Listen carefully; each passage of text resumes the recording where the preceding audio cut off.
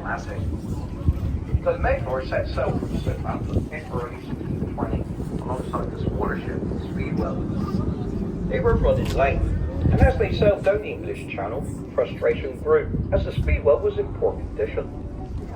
After docking in Dartmouth for repairs, it was over a week before they were ready to sail again.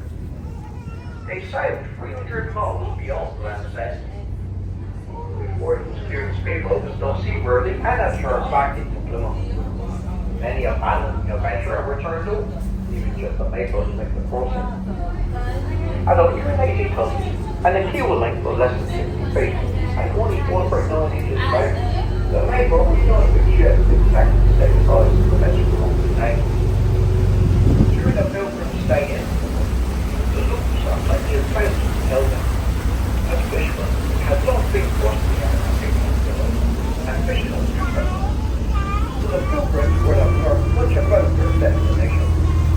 And it was perhaps the last that they ended up in Plymouth, as it was thought to be suitable for their new community. It had in fact already been found and named Plymouth by the US Navy officer Captain John Smith some years earlier.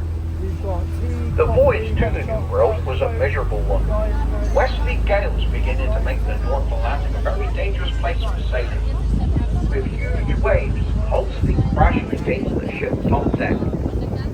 Passengers were forced to spend the 60-day journey below deck in semi darkness with little fresh air. Despite stormy weather and poor conditions, miraculously the only problem was seasickness.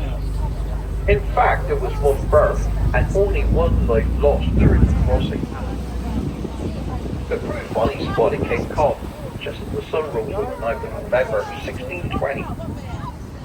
Tragically, half those on board died in the first winter in the US of an unknown disease. The remainers survived greatly, aided by the local Indians, who helped them hunt wild game and fish, as well as showing them how to grow maize and beans. They also began to rear turkeys, and today this is the form of the basis of the Thanksgiving dinner, commemorating that very first harvest in America.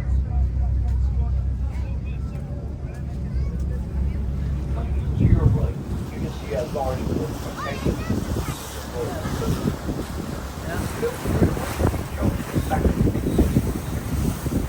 It's built on the site of the Great War, the largest fortification of its kind in the UK. If you were to walk the perimeter, you walk approximately 1 mile. No two walls face the same direction, and in places the walls are up to 70 foot thick. Gun emplacements point over the town as well as over the sea, as the Plymouthians supported the Politirians during the English Civil War instead of their king. Nowadays it's home to Royal Artillery 29 Commando. We are now entering into Plymouth Sound. The Mayflower would have set sail on this very route across Plymouth Sound, one of the finest natural harbours in the world.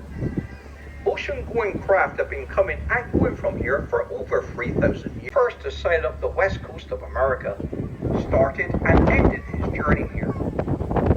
Sir Francis Chichester, the first Englishman to sail single-handed around the world, also started, finishing right.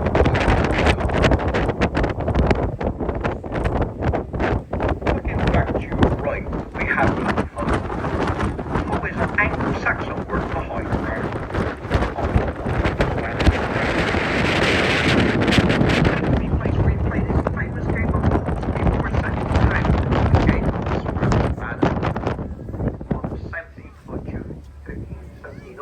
He landed on the coast of California, making the land of the whole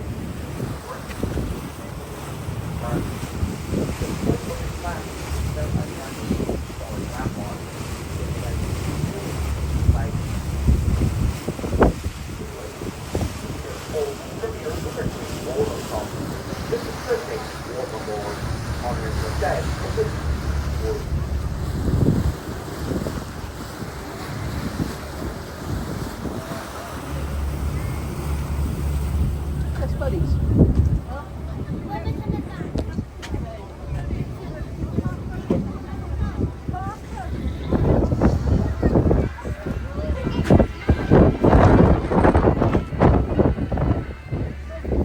Looking out to your left, you can see the Plymouth breakwater.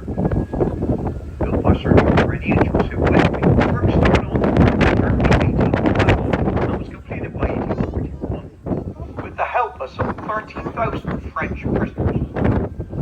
4 million tons of rock and rubber were used in the construction at a cost of £1.5 million. The breakwater 1919 was a significant year for Anglo-American relations, as on the 28th of November, Virginia Court Nancy Astor was elected to represent the city of Plymouth in the British Parliament, becoming the first woman to take her seat in the House of Commons.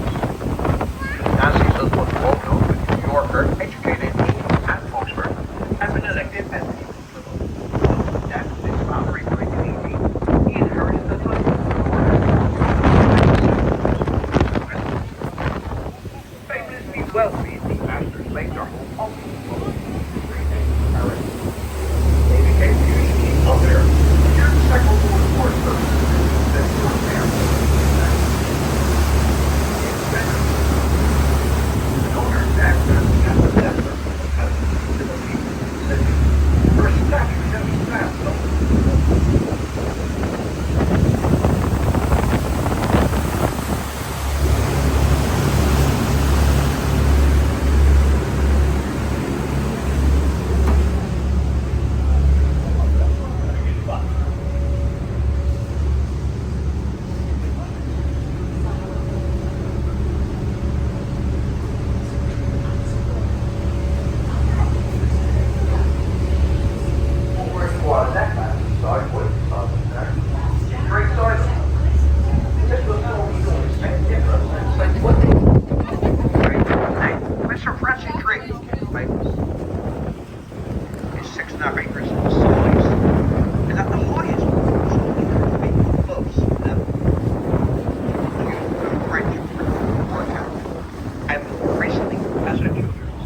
Center, where activities including rock climbing, abseiling, and swimming.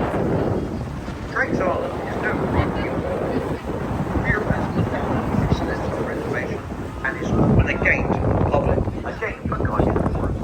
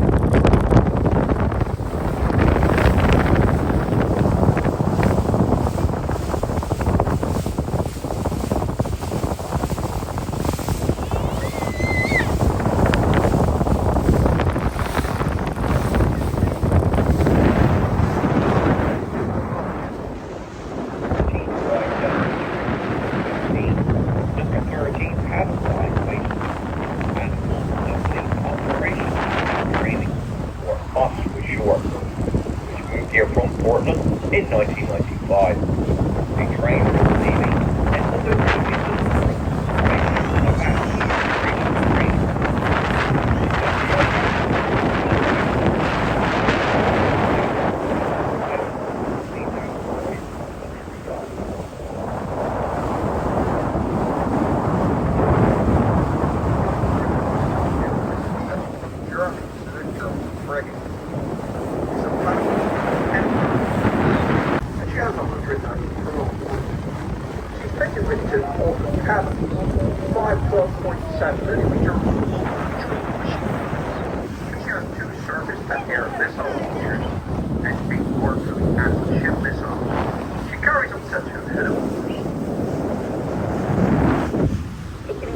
right-hand side, you can see several docks.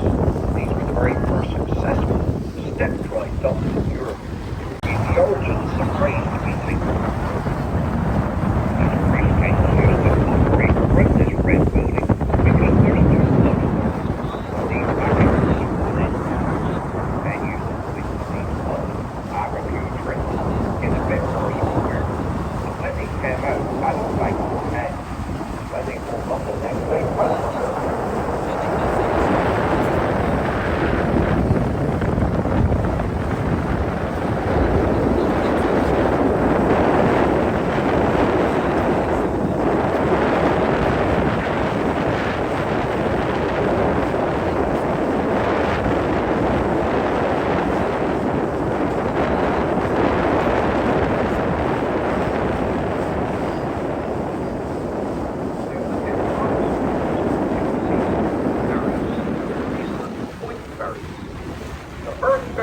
1771. First chain link ferry across was in 1832. Quite important connection with the anything to get in the port, but it does cause you out safety to get back out. These ferries were built in those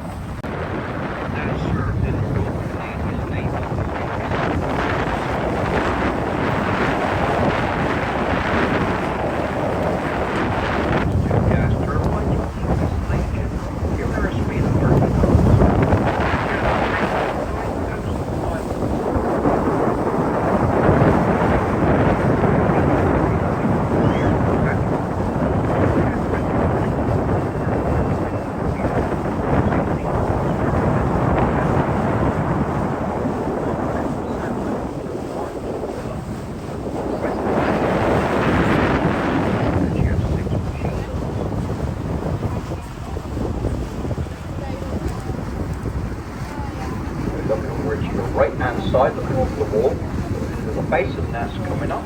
You'll be able to see the tops of submarines. This is the submarine complex. There are 12 submarines in that basin. They're all waiting for decommissioning right now. They can't touch these submarines for another 30 years. They have to wait for the reactors to come out.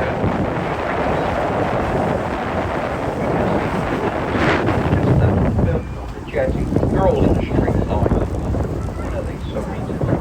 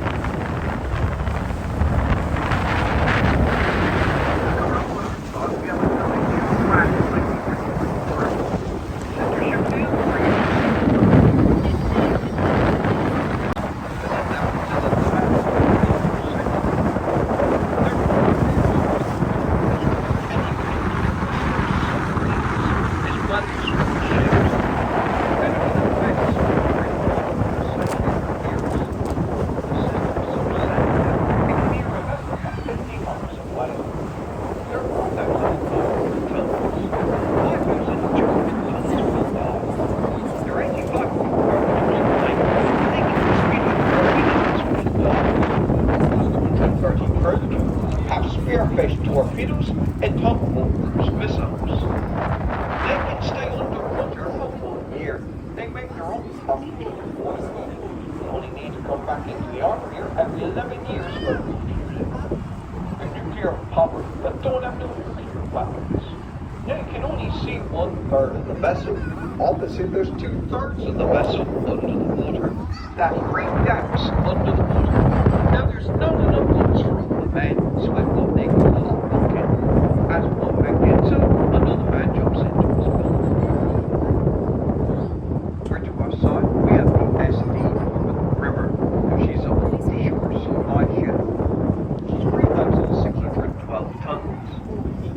83.8 meters in length. Built in 1998 by Norway, she has a 50-ton crane fitted. She supports the UK Ministry of Defence. She is on a £1 billion contract providing marine services. Her primary role is to support a range of military training exercise operations. She provides mothership training for naval submarine rescue, fitted with transfer under pressure facilities and ROVs escape vessels, which she keeps on her aft deck. She entered service for the MOD in June 2012. We're at the bottom of the dockyard now, just about to turn us around and take us back up through. I want to leave it a little bit more peace and quiet, but there is a few points of interest and we'll point out on the way back through. Now the bar downstairs is open. They're there to serve you with teas, coffees, light snacks, or something a little stronger from the Funny Lessons bar.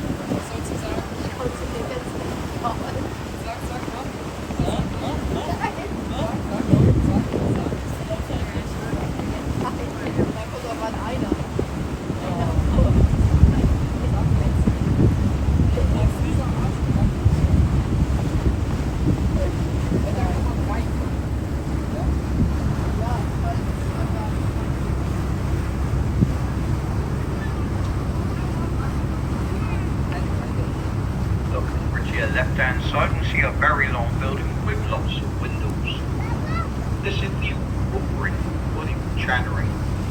This is where they used to make and weave all the ropes for warships. Inside is the hanging cell. This dates back to Napoleonic times. French prisoners of war were held in there, and the French officers had to maintain discipline of their own men, and in doing so had to execute over 140 of their own men in there. The gallows is still in there today, in working order, the only ones in the UK, and they can be viewed by the public. Now looking over, you can see Marshall's Boatyard. This was established in the early 19th century along the shores of the Tamar Estuary in Plymouth. The location was an ideal spot for the boatyard, as it provided easy access to deep water of the estuary and the open sea beyond. Over the decades, the boatyard grew and evolved, becoming a renowned centre for construction, repair and maintenance of all manner of sailing vessels. During the Napoleonic Wars and other major naval conflicts in the 19th century, Ashford's boatyard played a significant role in supporting the Royal Navy's operations in the region. The boatyard received numerous contracts to build and maintain a variety of naval vessels. As the maritime industry gradually transitioned from sail to steam power in the late 19th and early 20th century, Ashford's boatyard was at the front fourth litter due to deputy gardens planted in the 18th century, two distinctive gardens. First is an Earl's Garden, which are rare and ancient trees, including a 400-year lime. Second, formal gardens, Italian, French, British style gardens, as well as separate garden rooms, featuring plants from America and New Zealand.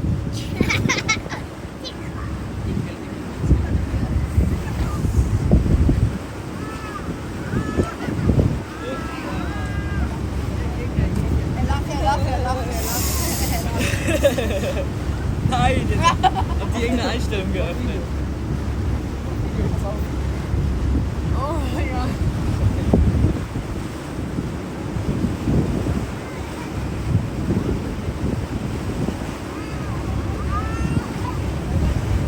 Looking over to your right hand side, you see a gun emplacement. This is Garden Factory, used in 1747 to 1863. Was 18th century salute platform. Originally mounted to one of the guns. Was completely rebuilt in as part of Plymouth defences. Looking over to your right hand side, you see a stretch of water there. This is Barwood. It's a sheltered deep water anchorage. Charles Darwin earlier in 1831 on HMS Bean was waiting for favourable northeasterly winds to set sail on his voyage of discovery. Over 80 years ago, 6th of June 1944, US troops left their army camps in Plymouth to take part in the D-Day landings, with one of the embarkation points located here in Cornwall. The majority of the troops in Plymouth area from the USA were from the 29th Armored Division. It may have looked less for spirit remains. D-Day security was paramount, holding camps with Barncombe and in Edgecombe.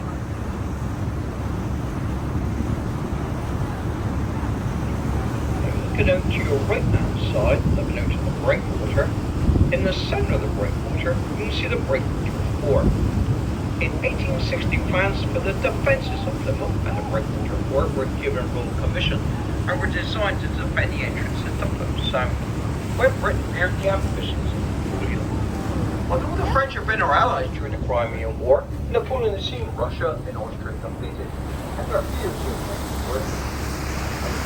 The fort was battled on August 4, were starting in 1861, and was completed in 1865. The fort itself was 35 yards to the side, where it was back in San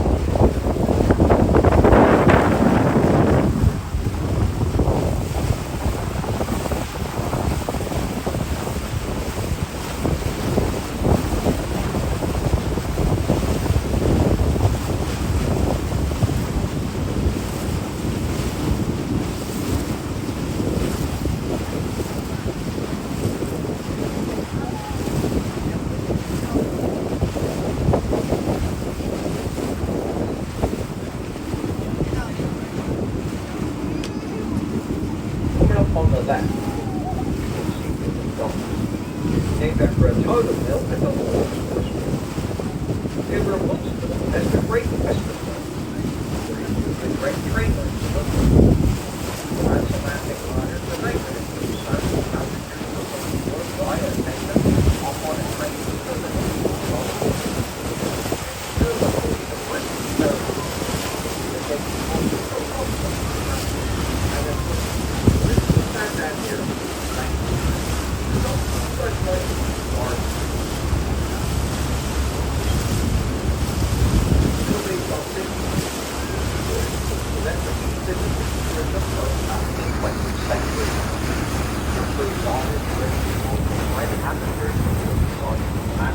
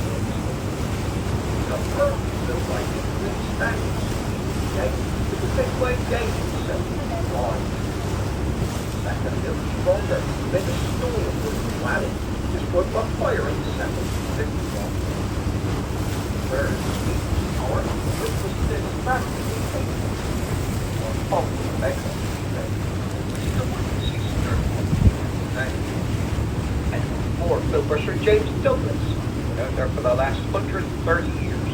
This became one man in 1982. Looking out to your right hand side, you can see Jenny Cliff and Jenny Cliff Bay. Following his surrender of the Royal Navy in 1815, Napoleon was taken to Jenny Cliff Bay, where he remained on board for 9 days that summer while his future was being decided. This event was a local and national sensation as thousands took to the water. Several pages of the National Maritime Museum documents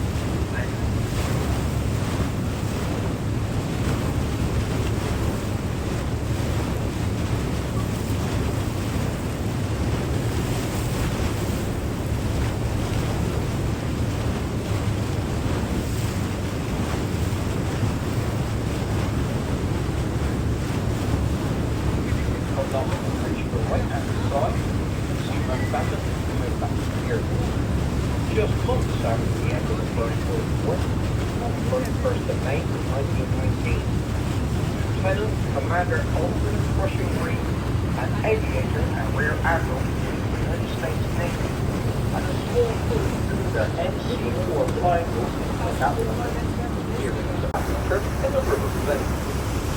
With a commercial automobile, excellent right and of course set flag. California needed a 13th century floating came under our rock feature, which was pretty good.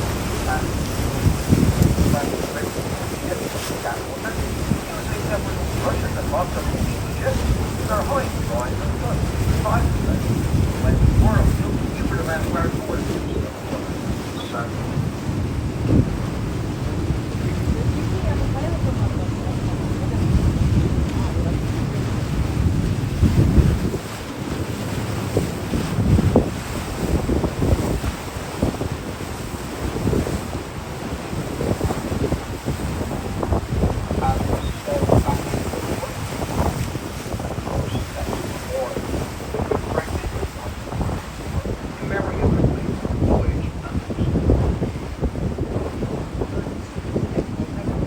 our whole voyage has come to an end, ladies and gentlemen.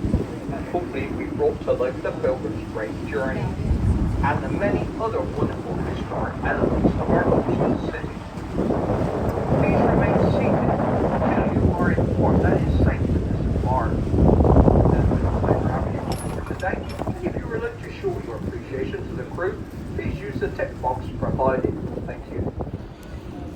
decide to visit the Boathouse restaurant, simply show your Mayflower cruise ticket and you will receive 10% discount off all your food and drink items.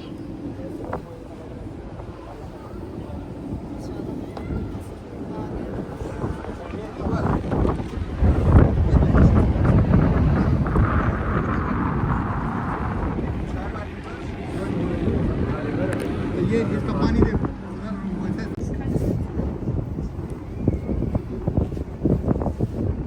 Wenn du schickst, bist du Geld.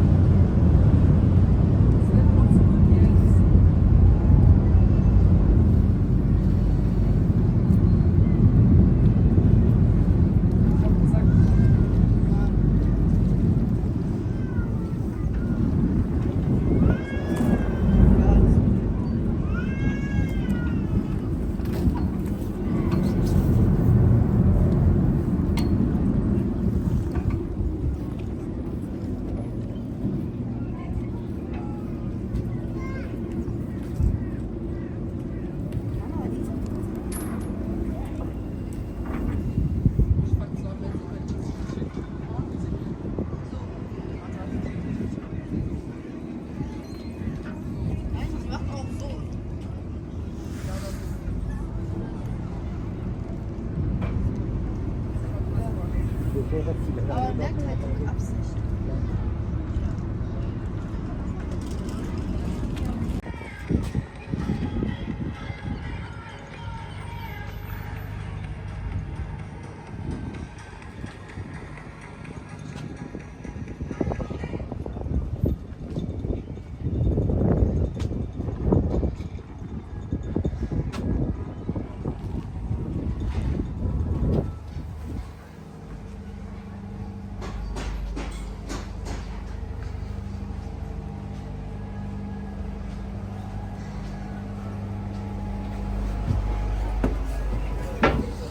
Okay, bye-bye. Thumbs up as you have your board. Cheers.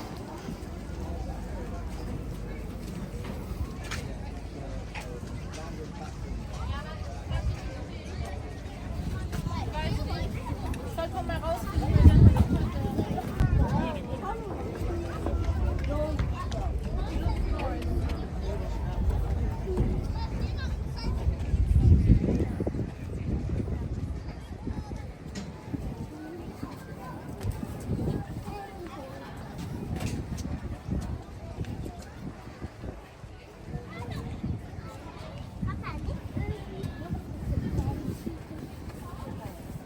Bleib mal bitte hier.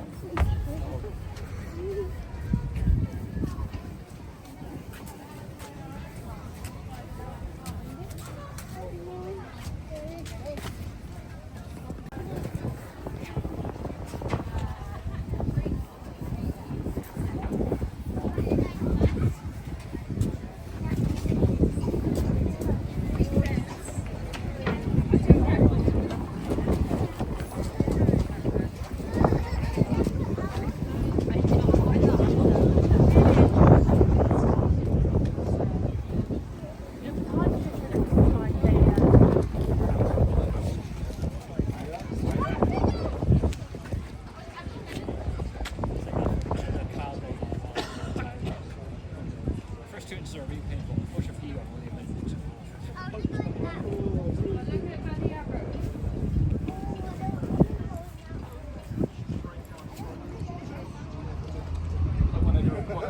That was the